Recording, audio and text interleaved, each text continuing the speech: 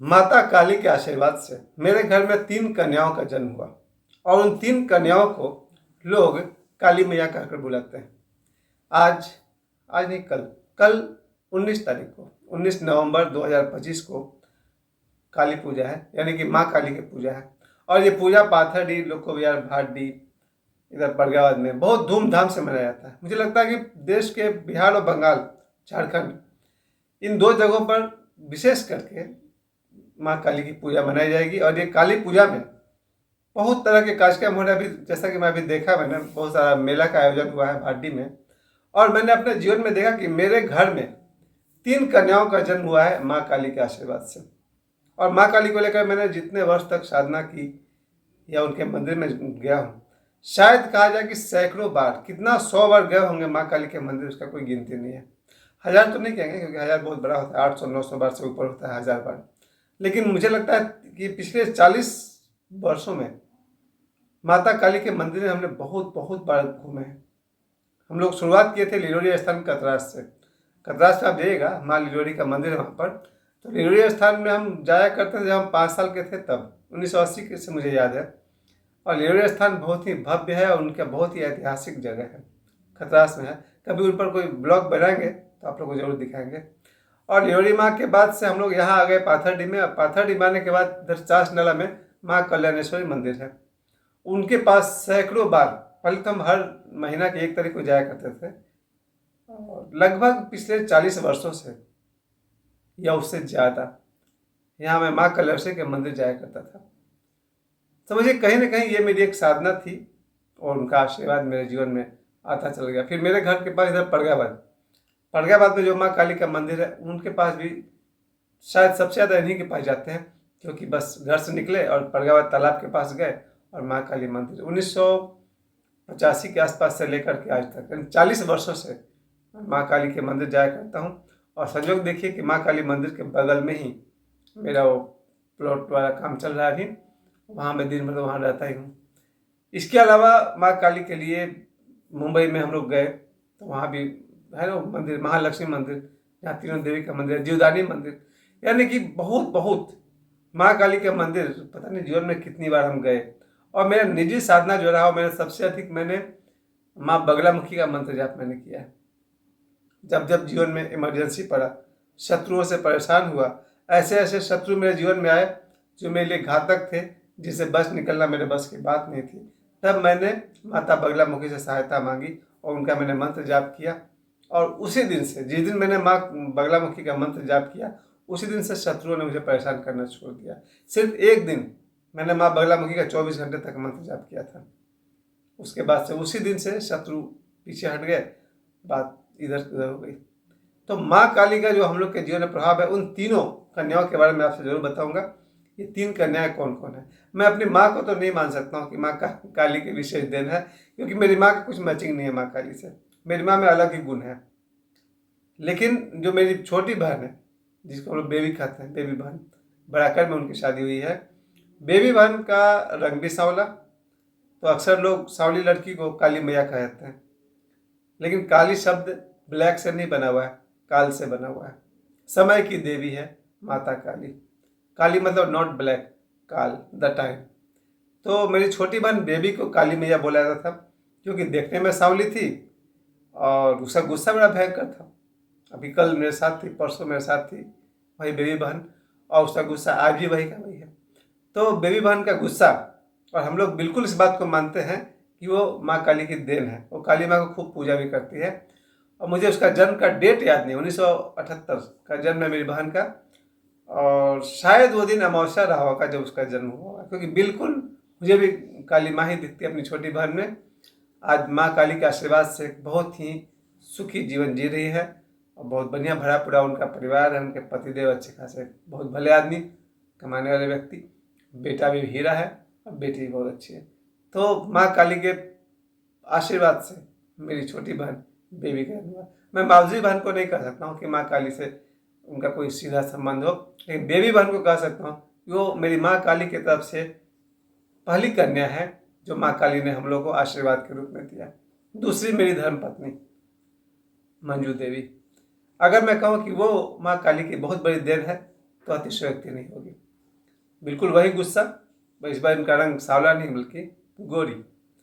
फिर भी काली माँ वाला सारा गुण मुझे उन्हें दिखाई पड़ता रहा और बहुत ही गुस्से में वो भी काली मैया थी।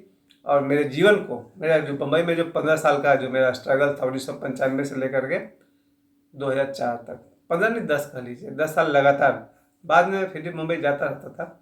मेरा 10 साल का जो मुंबई का संघर्ष था, जिसमें मैंने बहुत ही दुख भरा जीवन जिया, क्योंकि एक्टर बनने वाला मैं था नहीं, मेरे में वो बात है ही नहीं, और झूठ मूठ का संघर्ष किया जा रहा था। भूखे प्यासे फिल्म स्थान से फिल्म सिटी तक भटक रहे हैं, और कभी कोई अजय देवगन में नहीं बनने वाला था। खैर, जब मेरे जीवन में मेरी धर्मपत्नी आई तो ये मेरा 10 वर्ष का संघर्ष वाला वनवास खत्म हुआ, और वहाँ से 2003 में मेरी शादी हुई, और उन्हीं मंजू देवी के सहयोग से मेरा जीवन सुखी है, संपन्न है, आज आपके सामने बैठा हुआ हूँ।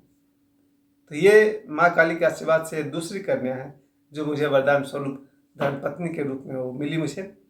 और तीसरी कन्या जो है वो, उनका जन्म सचमुच अमावस्या के दिन ही हुआ, और वो है मेरे घर की तीसरी कन्या यानी साक्षी बेटी। जो मेरी बेटी है वो भी काली मैया का बिल्कुल अंश में मानता हूँ उनको। एक तो उनका जन्म अमावस्या के दिन, दूसरा गुस्सा वही का वही जो काली माँ में होना चाहिए। लेकिन इसमें सबसे बड़ी बात ये जो होता है काली माँ के गुण में, वो होता है एक तो क्रोध के लिए उनका बहुत ही फेमस है, और जिन्होंने भी माँ काली की साधना की है, जैसे सबसे फेमस जो हमारे श्री रामकृष्ण परमहंस हैं, और काली माँ के भक्तों में बहुत सारे लोग हैं। अब तो माँ तारा मंदिर, मेरा सौभाग्य है कि मैं माँ तारा मंदिर भी मैं वहाँ गया था। वहाँ जो बामा खेपा इतने जो प्रसिद्ध हैं, तेलंग स्वामी, 3 लोगों को चलिए मान के चलिए, श्री राम कृष्ण परमहंस, तेलंग स्वामी, बामा खेपा, और इनके अलावा बहुत सारे बंगाली संत बहुत ज़्यादा हैं जो माँ काली के भक्त हैं। उनमें से एक मैं भी हूँ। और मेरे साथ एक छोटी सी घटना मैंने पहले आपको बताया भी था कभी, कि मैं इसी परगाबाद वाले माँ काली के मंदिर से एक फ़ोटो उठा कर लाया था, पोस्ट कार्ड साइज का, जिस पर सिंदूर लगा हुआ था, पूजा पाठ होता था। मैं उस फोटो को उठा कर लाया था कि घर में लगाऊंगा तो पूजा पाठ करूंगा। और फिर मुझे डर हो गया कि मैंने मंदिर का फ़ोटो उठाया है, मेरे साथ कुछ गलत होगा। तो मैंने सभी लोगों को कह दिया कि 24 घंटे में मेरे साथ कुछ गलत होने वाला है, क्योंकि मैंने मंदिर का नियम को तोड़ा है, मर्यादा को तोड़ा है। मेरे दोस्तों ने भी कहा कि क्यों किया ऐसा, तुम मंदिर का फ़ोटो नहीं लेना चाहिए था।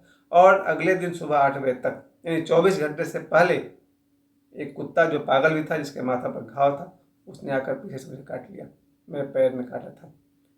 सबने कहा इसको तो 14 सुई पड़ेगा। 1992 की बात है।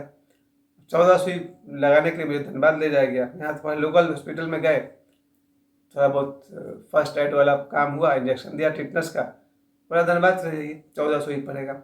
अब मैं माँ काली से बोल रहा, माँ मुझे बचा लो, मुझे बचा लो, 14 सुई बहुत मुश्किल है। तो लगातार एक दिन, अगला दिन तक मैं मनाता रहा, मुझे बचा लो बचा लो। बड़ा ही ड्रामेटिक अंदाज में मैं पहला दिन जब धनबाद ले जाया गया, पता चला डॉक्टर आज कहीं जा रहा है, गांव जा रहा है, कल आइए। अगले दिन हम गए तो वहाँ जा कर के हमने कहा कि नहीं, हम इनसे नहीं लेंगे। वो 220 रुपये में उसमें आता था रेबीपुर इंजेक्शन, वो लेंगे हम, जो बाह में दिया जाता है, पेट वाला नहीं चाहिए हमको। एक रेबीपुर लेना है, फिर 1 महीने बाद, फिर 2 महीने बाद, ऐसे कुछ उसका कोर्स होता है। लेकिन मैंने कहा यार पेट वाला मेरे को नहीं चाहिए, बाह वाला चलेगा। फिर मैंने दोस्तों से पैसा कलेक्शन किया, 10 रुपये, 20 रुपये, 30 रुपये तक हो पाया था, 220 चाहिए था। और फाइनली मेरे एक बड़े भाई हैं संतोष भाई, जो सुबह से लेकर शाम तक मेरे व्हाट्सएप पर मेरे साथ लगे रहते हैं। संतोष भाई सिंदरी के रहने वाले थे पहले, अभी तो धनबाद में रहते हैं। संतोष भाई ने मुझे उस जमाने में 250 रुपये दिए, कहा जाओ इंजेक्शन ले लो, बाकी का फल खा लेना, सेब खा लेना। हमने पहला इंजेक्शन लिया, फिर बाद में सब कुछ मैनेज हो गया, ठीक हो गया। यानी कि माता काली ने मुझे बचा भी लिया, वरना 1992 की बात है, पेट में सुई लेना पड़ता हमको। तो माँ काली को लेकर मैं सुबह भी गया था माँ काली के मंदिर। शायद मैं सालों भर जाता हूँ, क्योंकि हम बहुत ज़्यादा बिजी नहीं रहते हैं। तो माँ का से मंदिर हो या फिर परगाव वाली काली माँ हो, काली माँ की साधना मेरी प्रतिदिन चलती है। अभी तो मेरे घर में उनका पूजा पाठ हम लोग करते ही हैं। मैं यही कह सकता हूँ माँ काली के विषय में कि जो कोई भी साधक माता काली की उपासना करते हैं, उन्हें प्रकृति के रूप में, चाहे माँ के रूप में, बहन के रूप में, बेटी के रूप में, पत्नी के रूप में, किसी न किसी रूप में माँ काली उनको खूब खूब आशीर्वाद देती है। और जब भी कोई व्यक्ति कोई गलती करता है तो माँ काली उन्हें कई रूपों में दंड भी देती है। भाई माँ काली जब माँ ही है तो माँ को दोनों अधिकार है, ममता का भी अधिकार है और दंड देने का भी अधिकार है। तो जब कभी कोई आदमी नैतिक रूप से पतित हो जाता है तो माँ काली विभिन्न रूपों में आकर उसको सजा देती है, दंड देती है। और जब कोई व्यक्ति नैतिक रूप से सही मार्ग पर चलता है तो माँ, बहन, बेटी के रूप में माता काली आशीर्वाद भी देती है। तो कल माँ काली की पूजा है। मेरी तरफ से पूरे देशवासियों को माँ काली पूजा की हार्दिक शुभकामनाएं।